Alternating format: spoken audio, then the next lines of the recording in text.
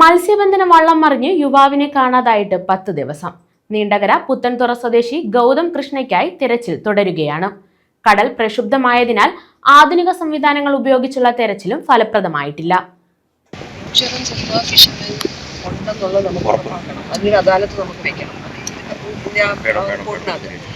എല്ലാ വള്ളങ്ങളും രജിസ്റ്റർ ചെയ്യണം. പോകുന്ന വള്ളങ്ങൾ പറ്റിയിട്ട് പോകാൻ പറ്റുമോ എന്നുള്ള പക്ഷേ ഇൻഷുറൻസ്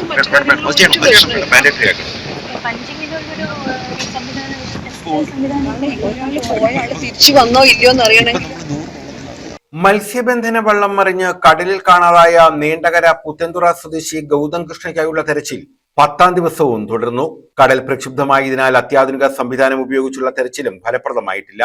ഡ്രോൺ സംവിധാനത്തിന് പുറമെ മറൈൻ എൻഫോഴ്സ്മെന്റ്, തീരദേശ police, coast guard, fishing patrol, speed ബോട്ടുകൾ, കോസ്റ്റ് ഗാർഡിന്റെ ഹെലികോപ്റ്റർ തുടങ്ങിയ സംവിധാനങ്ങളും തെരച്ചിലിനായി ഉപയോഗിക്കുന്നുണ്ട്. വള്ളം മറിഞ്ഞ ഭാഗത്തും പുലിമുട്ടിന്റെ ഭാഗത്തുമെല്ലാം വ്യാപക തെരച്ചിൽ നടത്തിയെങ്കിലും ഫലമുണ്ടായില്ല.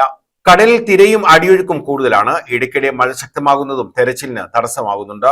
ജൂലൈ 31 രാവിലെ നീണ്ടകരയിൽ നിന്ന് മീൻ പിടിക്കാൻ പോയ ശ്രീകൃഷ്ണ ഭഗവാൻ കുറുവടിക്കാരൻ എന്ന ഔട്ട്ബോർഡ് ഫൈബർ വള്ളമാണ് അപകടത്തിൽപ്പെട്ടത്. കടലിൽ മുങ്ങിപ്പോയ 14 തൊഴിലാളികളിൽ 11 പേരെ മറ്റ് മത്സ്യത്തൊഴിലാളികൾ രക്ഷപ്പെടുത്തി. സംഭവ സ്ഥലത്തു തന്നെ ഒരാൾ മരിച്ചു. പുത്തൻതുറ പൂമുഖത്ത് വീട്ടിൽ രാജീവനാണ് മരിച്ചത്.